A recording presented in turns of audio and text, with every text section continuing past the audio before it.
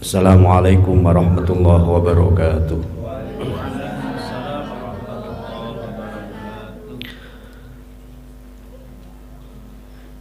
Bismillahirrahmanirrahim.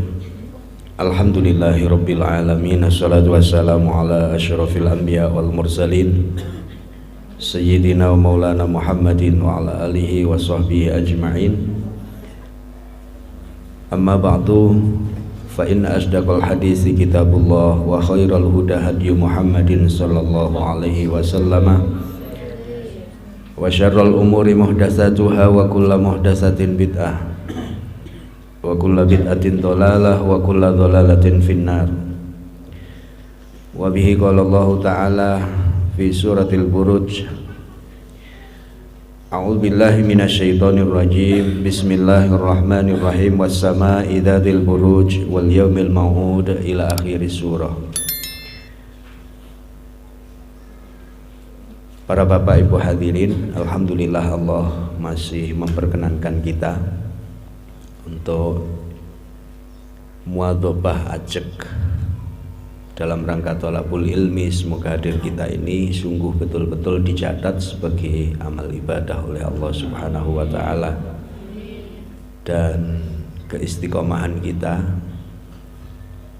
konsistensi kita mampu melakukannya, diringankan, dimudahkan oleh Allah. Amin ya rabbal alamin. Surat Al-Buruj, nggih. Surat Al-Buruj. Bismillahirrahmanirrahim. Suratul Buruj wa hiya makkiyatun. Utawi iki iku surat Al-Buruj wa hiya hal utawi surat Al-Buruj iku makkiyatun, bangsa Makkah tumurune. Bismillahirrahmanirrahim. Was-samaa'i dzatil buruj wal yaumil mau'ud wa syahidin wa mashhud qutila ashabul ukhdud. Was-samaa'i lan demi langit dzatil buruj kang duweni pira-pira bintang, gugusan bintang. Wal yaumil lan demi dina al mau'ud kang den janjekake. Wa syahidin lan demi kang nyekseni, wa masyhudin lan demi kang disekseni. Kutila ailuina, kutila dan laknat sapa ashabul ukhdud, pira-pira wong kang gawe juglangan. Annari kang ana genine dzatil wuquti, dzatil waquti kang duweni bara api, bahan bakar. Idhum hale utawi ashabul ukhdud alaiha ing atase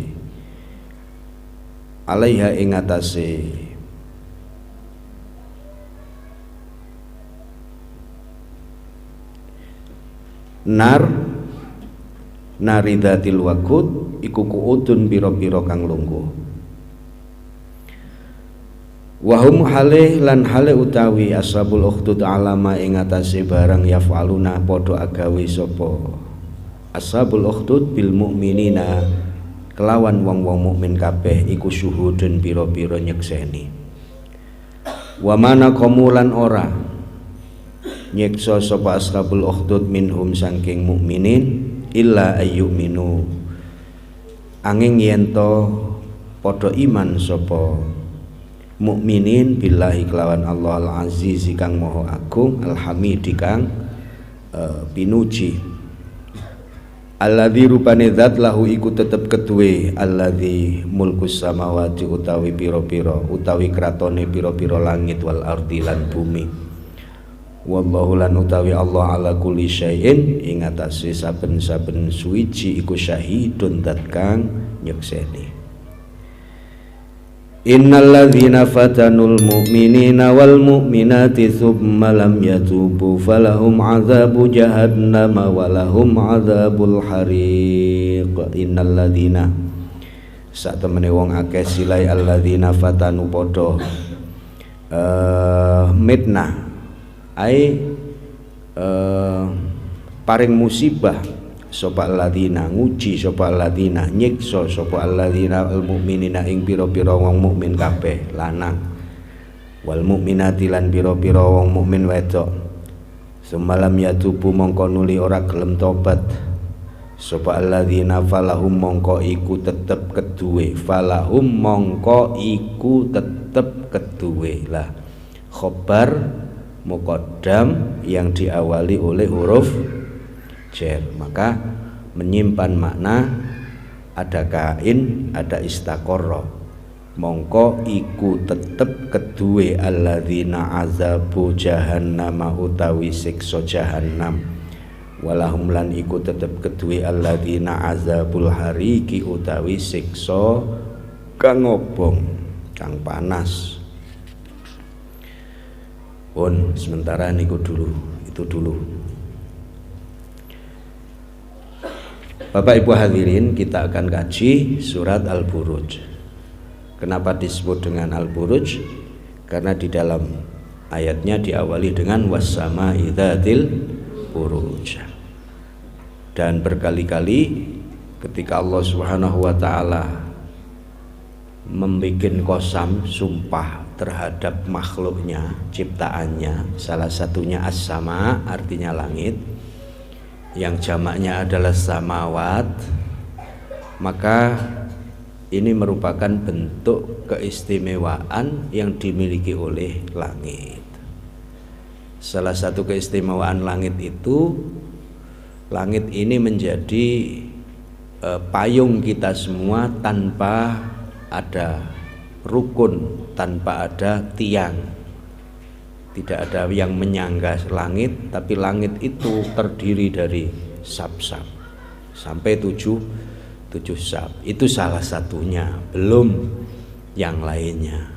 Maka sesungguhnya kalau dibanding bumi, langit dibanding bumi itu tidak bisa dibandingkan. Bumi tidak ada apa-apanya, karena di atas langit itu masih tersimpan banyak misteri yang seluruh umat manusia sampai detik ini belum mampu untuk mengetahui sesungguhnya apa yang ada di langit itu.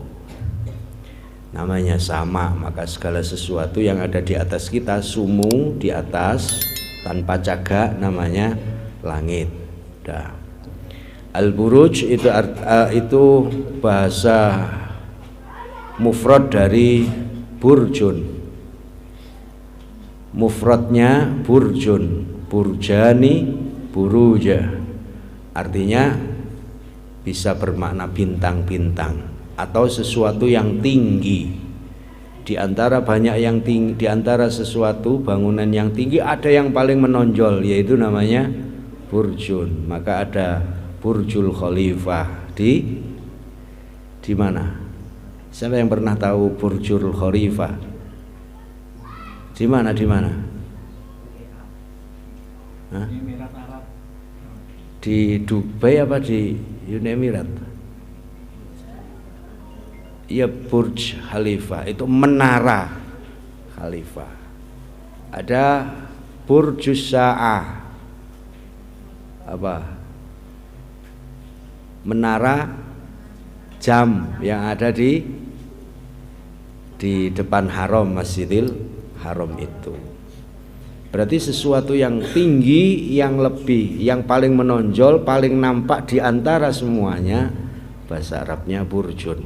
Dan ketika Allah memakai bahasa burjun, buruj, berarti ini sesuatu yang tinggi sekali. Maka panjenengan bisa lihat bahwa wassama demi langit, idzatil buruj, yang memiliki banyak sesuatu yang perkiraan jauhnya seberapa kita tidak tahu. Semakin jauh, semakin kecil itu bukan menunjukkan kecilnya, tapi besarnya. Panjenengan lihat dari banyak bintang, ada bintang yang paling cemerlang, paling terang. Ini boleh jadi jauh lebih kecil daripada yang mendip-mendip sing atau gak pate ketok. Itu sebagaimana kita juga diajari dalam ilmu astronomi itu, di antara banyak bintang-bintang, kemudian planet, jangan menganggap Pluto itu yang paling kecil. Tidak, itu hanya dari kita aja yang paling jauh semakin kecil, bukan menunjukkan kecilnya barang itu, tapi itu sesungguhnya kebesaran Allah Subhanahu wa ta'ala. Ini hanya yang terkait dengan sesuatu yang tampak, dan ritme perjalanannya itu sudah diatur sedemikian rupa oleh Allah Subhanahu wa ta'ala. Dzatil buruj, buruj itu berarti lebih dari satu, dua itu musanna, terus jama' tiga sampai ke atas, berarti burjunnya banyak, dan itu semuanya bergerak, semuanya bergerak, tidak ada yang diem, nggak ada bintang yang diem, itu nggak ada.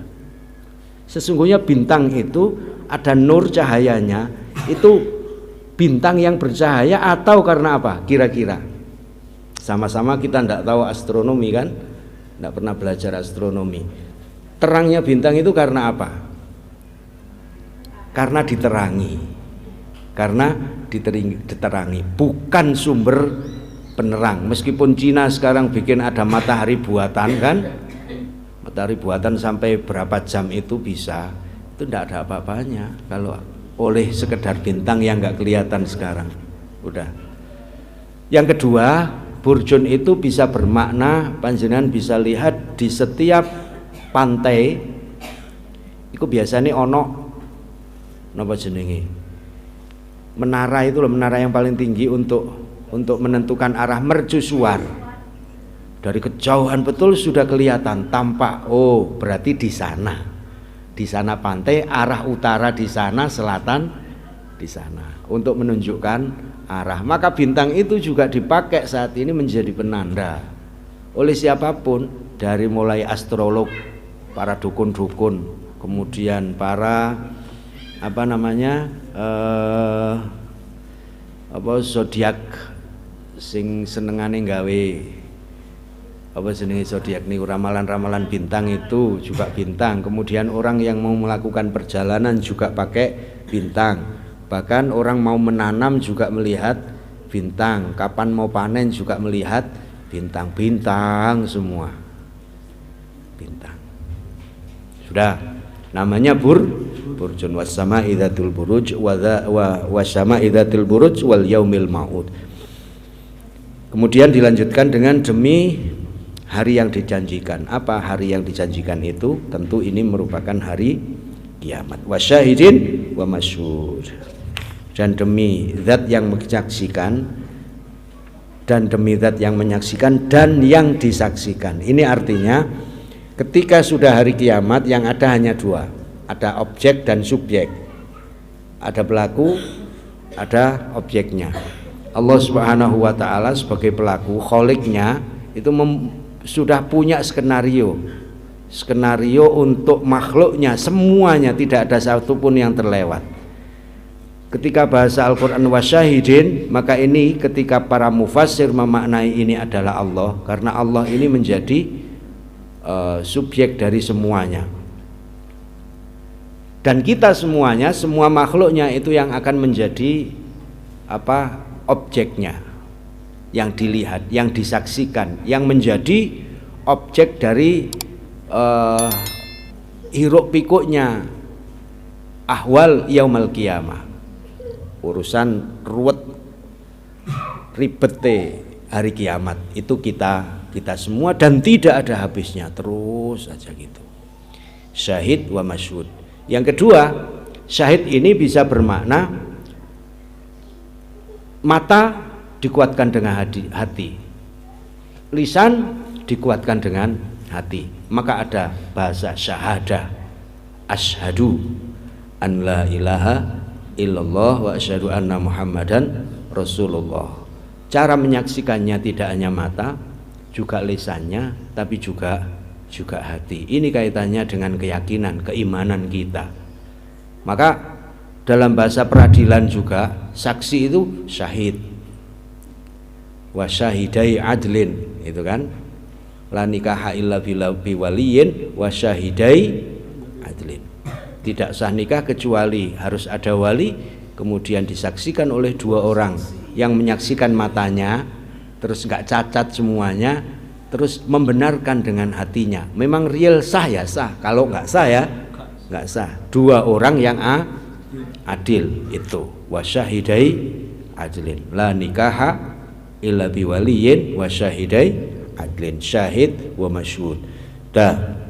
Kutila ashabul ukhdudin nari dzatil waqud idhum 'alaiha qu'ud wa hum 'ala ma yaf'aluna bil mu'minina syuhuda. Ini cerita ini sudah pernah saya sampaikan dulu, yaitu pasca sisa-sisa daripada umat Nabiullah Isa alaihi salam.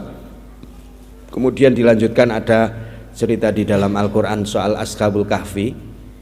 Di antara mereka itu juga ada sisa-sisa murid-muridnya Nabi Isa yang akhirnya menjadi buronan karena penguasanya ketika itu adalah orang-orang Yahudi.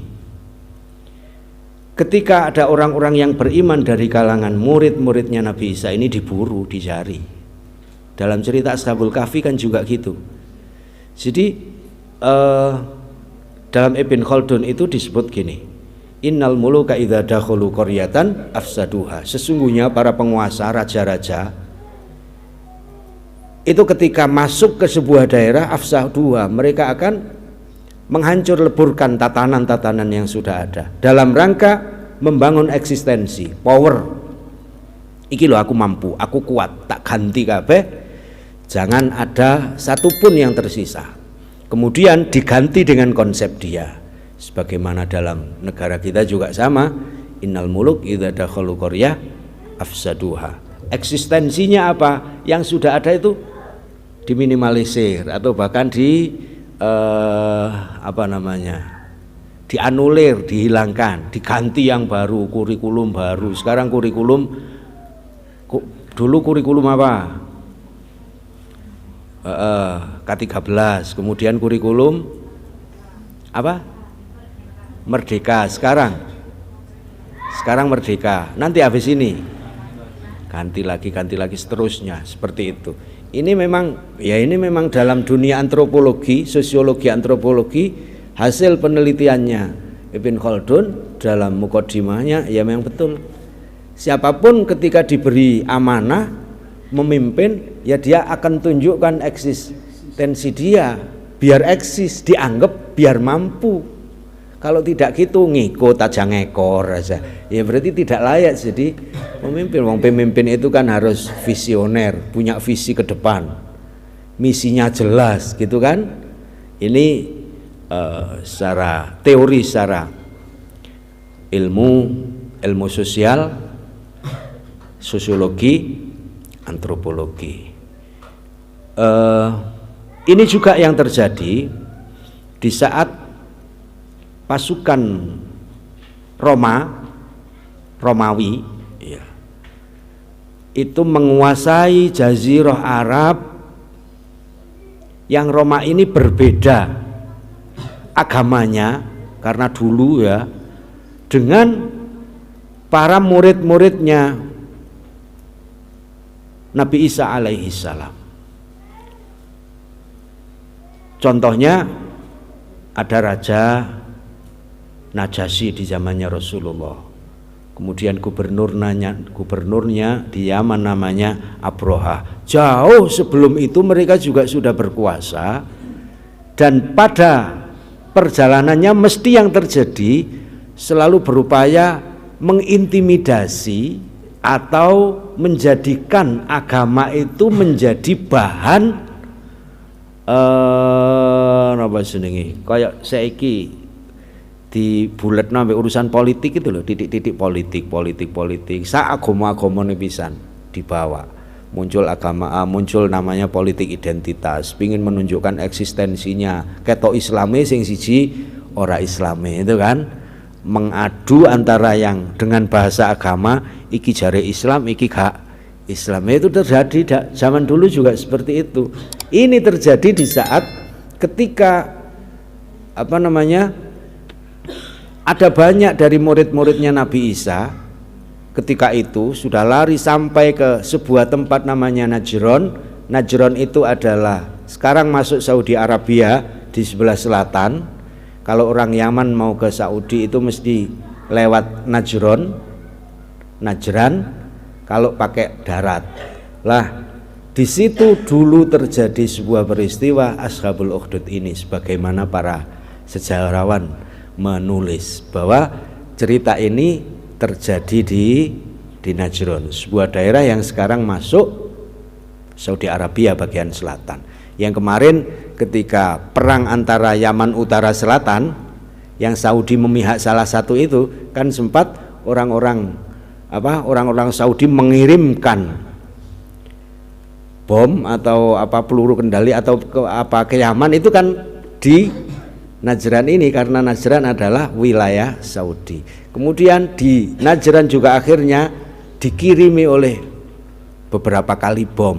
Ini masih, dan sekarang masih terjadi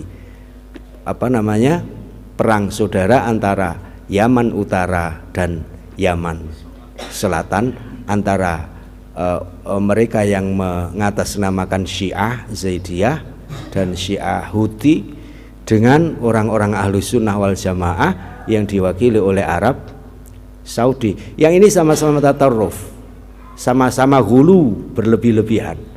Syiahnya berlebih-lebihan, kemudian Sunninya, Ahlus Sunnahnya juga yang over itu, yang gaya-gaya neo khawarij, gaya-gaya koyok-koyok model, suka mengkafirkan, itu namanya tatarruf atau berlebih-lebihan.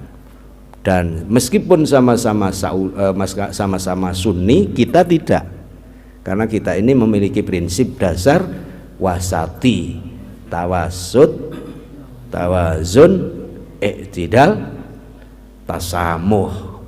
Tawasud, tawazun, i'tidal, tasamuh, tidak terlalu kanan, tidak terlalu kiri, dan lain sebagainya, sebagaimana prinsip dasar permainan seorang wasit yang harus sportif, kan? Wasit harus sportif, objektif. Sudah. Di sebuah daerah ketika para ulama ini mulai eksis, maka tentu penguasa itu tidak akan pernah bisa tenang ketika ada agama berkembang, kemudian ada orang yang memiliki power, bisa mudah mengumpulkan banyak orang. Tentu ini akan menjadi pikiran dari penguasa siapapun, yang tadi konsepnya Ibn Khaldun, innal muluk idza dakhalu qaryatan afsaduha tadi. Wah, ini bahaya kalau saya masuk jadi pemimpin, ada orang yang eksis memiliki power, lebih dicintai rakyat, bahaya. Maka diintimidasi, peran-perannya diminimalisir, dikencet pelan. Dari dulu kan semacam itu, dan ini juga terjadi, sehingga akhirnya muncul, ini menjadi latar belakang, ada namanya Ashabul Ukhdud. Siapa mereka? Mereka alladzina Ashabul Ukhdudin nari dzatil waqud idhum 'alaiha qu'ud wa hum 'ala ma yaf'aluna bil mu'minina syuhud. Mereka karena powernya, akhirnya orang-orang yang baik itu, yang tidak tahu apa-apa itu, dikejar di mana-mana, kemudian ditangkapi semuanya, tidak pandang bulu, kemudian dibikinkan parit yang besar, kira-kira paritnya kurang lebih katanya sampai 20 kilo panjangnya, dalam. Kemudian semua orang diminta untuk cari kayu bakar, kemudian dikasih bahan bakar, diobong. Begitu sudah dibakar, semua orang berjejer di kanan kiri. Ditanya, mau tetap pakai agamamu, masuk agamamu, atau kembali ke agama asal? Tetap. Langsung didorong mati sampai kurang lebih 20.000 orang ketika itu, kurang lebih menurut satu riwayat. Lah, yang penting bukan 20.000-nya, 30.000-nya, bukan itunya, tapi pola ketika agama sudah dijadikan sebagai bahan untuk sebagai ancaman bagi para penguasa. Hanya yang terjadi saat ini berbeda. Kita coba lihat di Indonesia ini, kan, Indonesia itu menjadi salah satu negara yang bisa dijadikan sebagai rujukan atau barometer betapa konsep bernegara yang berideologi Pancasila dengan tidak menunjukkan eksistensi agama, bukan la ilaha illallahnya, tapi islaminya, tapi substansinya, itu menjadi barometer. Apa jenis barometer itu? Ukuran. Lah ini loh. Jadi negara itu tidak penting harus logonya yang Islam, tapi islaminya, bukan wadahnya, tapi esensi, isi daripada agama itu. Tidak penting harus pakai serbannya, tapi yang penting dia sergap sholatnya. Itu tidak penting harus mengatakan sholat Allah Akbar, bukan, tapi tiap hari tanpa itu orang sudah sholat terus, seneng tahlilan, seneng wiritan. Itu ini yang akhirnya menjadi rujukan kiblat bagi banyak negara-negara lain, termasuk sekarang ini yang dilakukan oleh Nahdlatul Ulama. Itu dikembangkan dan menjadi role model bagi setiap negara-negara, apalagi negara yang sampai saat ini masih terjadi perang saudara seperti Yaman, Somalia, Libya, kemudian mana lagi banyak, dan rata-rata itu negara-negara yang ada di Timur Tengah, negara-negara yang kita anggap di sana itu sebagai negara-negara Islam gitu. Ada sesuatu yang salah, kenapa? Somalia saja yang madhabnya sama, warna kulitnya sama, ideologi negaranya sama, semuanya serba sama, podo wahabine, podo seneng ngafirnone, podo kabeh gak ono sing beda. Tapi ketika sudah punya presiden, yang satu grup Al-Shabaab itu nggak ngakui presidennya, si presiden nggak ngakui Al-Shabaab sebagai pemberontaknya. Wilayahnya dibagi dua. Jadi meskipun punya satu presiden, satu dikuasai presiden resmi, yang satu oleh gerombolan namanya Al-Shabaab. Persis, seragame persis, rupane persis, gurune ya siji wong padha wahabine, tapi ya itu mengkafir. Itu namanya itrof atau tatorruf atau hulu, berlebihan, over. Nah, maka butuh stabilisator namanya tawassut tadi, yaitu tidak kanan, tidak kiri, tidak ekstrim, tidak liberal. Itu penting. Hal-hal seperti ini harus kita pahami. Jangan kita lebih mengandalkan bukti fisik dohirnya tanpa melihat isi, tanpa melihat esensi, tanpa melihat substansi. Itu penting. Jadi wong iku aja gampang kagetan.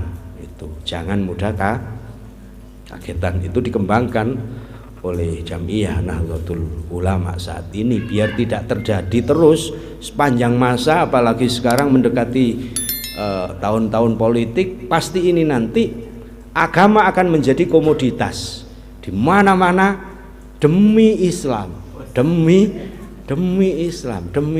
Awas, hati-hati. Lek milih iku neraka, lek milih iki swarga, ya gitu. Wah, ini berarti agama sudah menjadi komoditas lagi. Semakin mendekati tahun politik, semakin kayak dulu itu loh. Sampai namanya ibu-ibu zaman-zaman pilihannya Jokowi yang periode kedua, dan ini banyak justru terjadi di daerah Jawa Barat ke sana. Kenapa di Jawa Barat sampai ke sana itu banyak orang-orang yang suka agak radikal itu?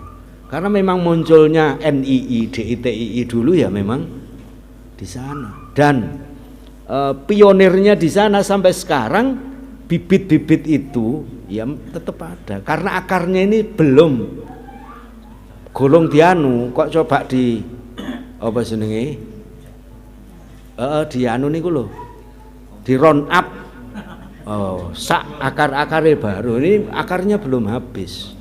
Maka lek wis politik kan jenengan inget ibu-ibu wong ora duwe apa-apa, ora ngerti apa-apa, toding-toding ngilokno Jokowi sampai gak karu-karuan, terus begitu ditekani polisi nangis ya gitu, banyak terjadi gitu. Jadi itu namanya sumbu pendek, kurang melek, kurang suwe lungguane, jagongane, cek gak gampang katut-katutan. Nah. Maka pola yang dipakai oleh siapapun kalau sudah urusannya politik ya sama. Di Indonesia ketika tidak hati-hati juga akan sama itu. Maka politik yang dikembangkan oleh Nahdlatul Ulama terutama adalah politik kebangsaan. Maka sekarang muncul yang justru akan digerakkan secara masif, ada namanya fikih. Fikih apa? Peradaban. Fikih peradaban.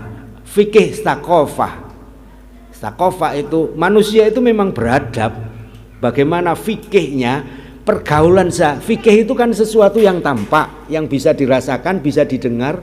Lek didilat ya kadang asin ya legi ya kecut. Itu fikih namanya.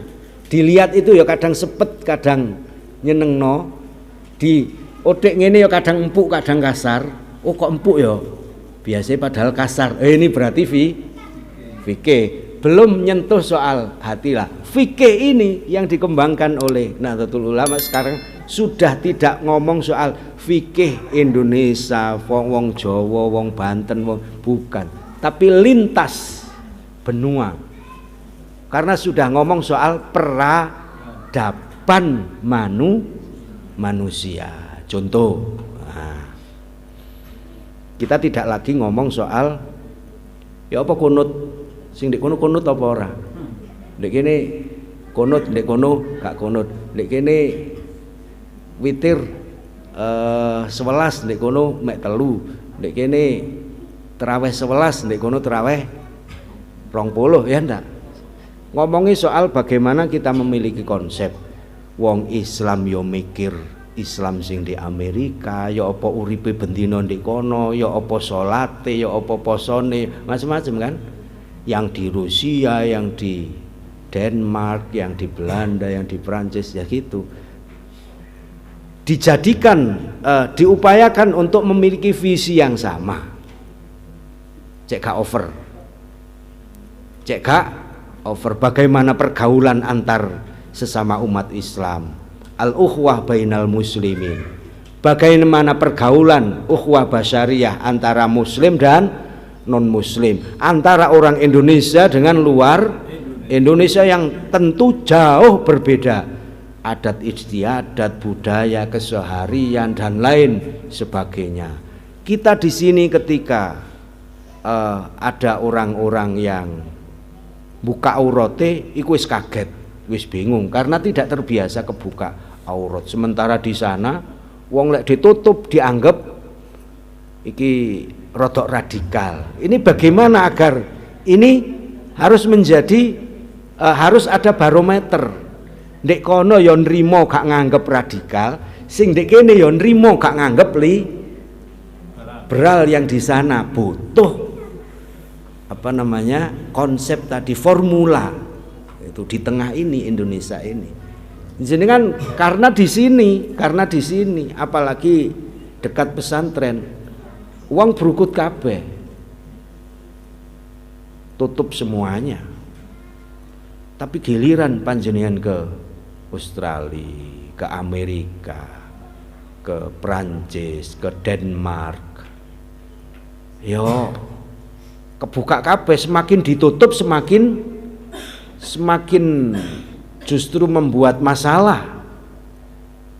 Karena bahasa mereka semakin menutup diri itu dianggap ada sesuatu yang ditutupi, maka butuh terbuka, keterbukaan opo anane. Sampai ada kumpulan manusia yang kalangan apa nudis. Ono kan? Jenengan paham mboten?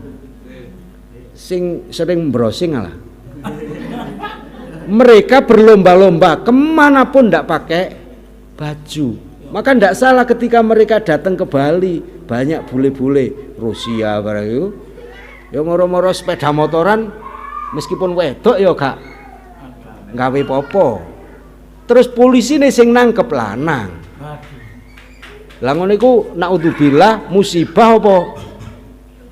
Subhanallah. Ini jadi maka butuh namanya fikih peradaban yang saat ini menjadi salah satu program unggulan daripada Nahdlatul Ulama. Jadi wong Indonesia, wong NU iki wis diajari ojo ngobrol khilafiyah urusan mbek tonggo. Wis ketinggalan zaman. Wis mikir soal mereka yang sudah di sana. Ketika Banser Joko Grejo ya gitu, itu kan tantangan kita. Gimana hukumnya Banser Joko Grejo? Kayak gitu kan pertanyaannya, jawabannya apa jenengan? Ini moderasi beragama loh, sing guru-guru. Bagaimana hukumnya Banser Joko Grejo? Jawabannya boleh, tidak boleh, halal, haram. Jenengan jawab apa? Itu. Ini kalau sudah ngomong soal Indonesia, maka patokannya barometernya ojo fikih maneh, ojo Al-Qur'an maneh, ojo hadis maneh. Undang-undang itu sudah di dalamnya termuat Islamnya. Jadi nilai-nilai Islam sudah ada di dalam Pancasila, Undang-Undang 45 dan lain sebagainya. Karena memang dulu Pancasila pun menjadi ideologi kita juga dari hasil ijtihad para founding father Indonesia, para ulama kita. Ya, meskipun mereka merumuskan Pancasila, kemudian preambul Undang-Undang 45, ya itu ulama-ulama kabeh. Ojo dianggap wong PDI, PNI, bukan, mereka ulama. Mereka jauh lebih tahu, lebih berpikir masa depannya. Sing saiki wis karin rimo liyane ube-ube ae siyane gak setuju ae. Terus sing diruweti urusan ndek kono-kono ta apa ora. Kene gak konut, kono gak tahlil. Sing ndek kono wis jebus ndi-ndi. Kita masih bulet ae urusan tahlilan. Ya lucu maneh itu. Udah. Itu kembali lagi berarti pola yang dipakai oleh para apa sih jenenge pemimpin birokrat ya. Para birokrat itu tidak jauh berbeda dengan pola-pola yang dulu selalu dipakai oleh para pembesar zaman dahulu. Maka tidak salah konsep yang dikembangkan oleh Ibn Khaldun dalam muqaddimahnya tadi apa? Innal muluka idza dakhalu qaryatan afsaduha. Meskipun sadurunge ditutup, meskipun di dalam bahasanya Imam Syafi'i itu kan ahli analogi, ahli ilmu kias. Imam Syafi'i itu suatu saat tidak semua temuannya itu pasti langsung bisa dipraktekkan dan real sesuai dengan kenyataan yang ada di masyarakat. Jadi kan Imam Syafi'i itu di dalam bab kias itu analogi, kemudian ada kaidah fikih dan lain sebagainya, itu kan tidak tiba-tiba ngarang dewe buku, tapi itu bukan karangan tapi hasil daripada observasi, penelitian, riset dan lain sebagainya. Meskipun tidak serta-merta mesti langsung benar. Contohnya gini, meskipun sekali berimam Syafi'i ketika ngomong soal sosiologi, antropologi, ilmu sosial kemasyarakatan, ketika buku sudah terbit, beliau memakai istilah istiqra'i. Istiqra'i itu kalau dalam bahasa kias namanya apa? Observasi. Punya konsep ciri-ciri ini wong lek model ngene mesti beneh, sing wong model ngene mesti medit gitu. Itu sudah menjadi kesimpulan daripada hasil observasinya Imam Syafi'i, kemudian dibukukan baku menjadi istilah, ya kan? Kemudian begitu buku ini sudah beredar, Imam Syafi'i ini pingin menguji tesisnya itu, hasil observasi yang sudah dibukukan itu. Akhirnya datang ke kelompok orang-orang yang beliau menganggap lek cirine wong ngene iki mesti medhit, cirine wong ngene iki mesti beneh. Nah, beliau masuk. Begitu sudah masuk, wah, bener apa penelitianku, wong model ngene iki ancen bau weneh. Nah, satu, oh berarti wis bener penelitianku bener. Itu. Kemudian pindah ke sebuah daerah. Beliau menganggap bahwa ciri-ciri sebagaimana disiplin ilmunya itu, bahwa orang-orang ini pasti medit. Beliau masuk. Sik gorong takon gorong iku wis dipinarakno, disuguhi kopi, disuguhi teh. Gak nginep-nginep dipaksa kongkon nginep gitu. Imam Syafi'i ini janggal. Kok aneh ya, hasil temuan saya orang-orang yang semacam ini medit. Tapi kok bukti ini gak medit yo. Aku dipinarakno temenanan. Gorong jaluk kopi wis dipaksa diwehi kopi, diwehi susu, diwehi macam-macam. Gak nginep-nginep dipaksa kongkon nginep digekno, tinggolekno kamar sing paling bersih paling apik. Janggal. Sampai 3 hari dalam rangka menguji ya hipotesis dia itu untuk ini bener-bener apa jenenge terbukti nggak sesuai dengan kenyataan nggak gitu. Maka hasil dari disiplin ilmunya sesungguhnya sudah mau menyimpulkan, oh berarti kesimpulanku lek wong model ngene iki sing jareku modit tibake salah. Wis kate dicoret. Maka begitu sudah selesai 3 hari beliau pamit. Matur nuwun Bu, matur nuwun Pak, wis di jamu koyok ngene, wis kono matur nuwun. Lho kok matur nuwun, kok enake?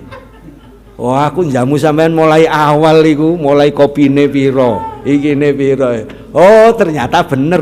Nah, ini. Maka di dalam bahasa-bahasa ilmu sosial, sosiologi, antropologi ketika ngomong soal observasi, ya tidak lepas dari ini. Melihat, merasakan dan lain sebagainya harus turun ke lapangan itu. Sebagaimana Imam Syafi'i biar disiplin ilmunya itu biar bisa valid ya butuh hal semacam ini, meskipun pada kenyataannya ternyata sempat beliau ragu, tapi memang butuh itu. Sampean iki ngaji ibarat kunci, nah, jenengan iki kan ngaji ibarat kunci, jenengan ini sudah punya kuncinya. Jenenge kunci lah ono rengget-rengget ya jenengan ini ibarat wong ngajine iku kunci, jenengan ini sudah punya apa sih jenenge iku? Anak kunci ya. Ya kunci dhewe niku lho sing ana rengget-rengget lak kunci ya iki. Terus begitu pulang di masyarakat, jenengan ini mau diapakan kunci ini? Gudangnya ada di masyarakat. Maksudnya dari tadi kemarin dulu itu konsep Islam yang seperti apa, tawasul seperti apa. Begitu masuk ketemu dengan gudang, otomatis harus pakai ini. Kan? Kena nggak kunci iki digembuka masyarakat. Ojo-ojo aku ditolak karo masyarakat. Ojo nyalahno kuncine. Nyalahno sing nyekel kunci gitu. Kuncinya ndak salah, standarnya sama ngajinya. Begitu mulai beto-beto, sing A ditolak karo tonggo, sing B diterima, sing G gini. Itu kan, maka jangan salahkan kuncinya sama. Tergantung siapa yang pegang kunci ini. Gudangnya adalah masyarakat. Ojo jenengan mulai ngaji, nganggep aja sudah punya kunci, mulai gak digawe popo, gawe buka jasa tukang kunci. Artinya tujuan profesi golek duit, ya beda lagi gitu kan. Maka ngaji ini ibarat jenengan sudah punya kunci, ada kuncinya. Kunci tergantung siapa yang pegang. Standar kita sama, tinggal di masyarakat. Untuk tatbiknya, untuk aplikasinya tergantung panjenengan sendiri-sendiri. Ketika dakwah kita di masyarakat tidak diterima, jangan serta-merta menyalahkan konten. Napa konten? Isi. Boleh jadi karena cara kita yang salah. Hadisnya podo, Qur'ane ya podo. Tapi kenapa si A nerima, si B tidak nerima? Jangan nyalahkan kuncinya. Bisa jadi yang pegang kunci yang salah, carane ngomong sing salah. Dan lain sebab. Lah, ini semua namanya fiqhud dakwah, fikih dakwah. Di dalam berdakwah ada strategi, cara, tahapan-tahapan gitu. Ini maka di dalam bahasa ulama itu apa jenenge kaidah gontor itu loh. Al maddah khairun sing eling sinten? Ka eling ya. Eling iku lek tahu apal lah eling. Lek kula tahu apal lali jenenge ngeling-eling. Lek jenengan yo gak tahu eling, gak tahu apal yo gak tahu. Napa nggih?